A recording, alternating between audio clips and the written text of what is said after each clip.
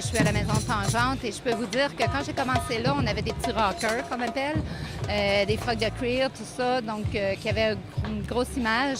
Mais en cours de route, ce qui s'est développé, c'est beaucoup plus toute la partie des problématiques en santé mentale qui sont très, très, très présentes et qui sont beaucoup plus difficiles aussi à travailler avec parce que ça dépend toujours, il y a toute une médication souvent qui va être derrière avec tout ce que ça implique.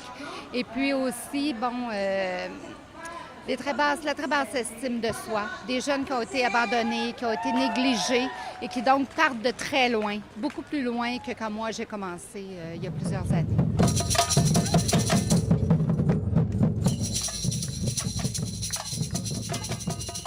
Principale problématique, la première, c'est une situation de pauvreté. Ça, on retrouve ça en filigrane là, dans toute l'histoire de vie de ces jeunes-là. Évidemment, il y a une question de logement, bien sûr.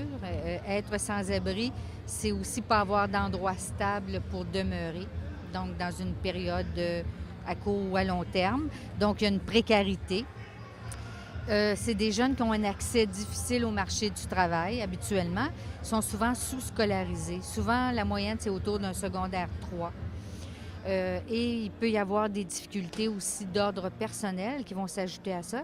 Pas toujours, souvent, des problèmes de toxicomanie et parfois des problèmes de santé mentale. Santé mentale, on estime environ 30 à 35 des jeunes qui se retrouvent dans cette situation-là peuvent avoir... Donc, on parle de dépression, de détresse, jusqu'à des problèmes graves comme la schizophrénie.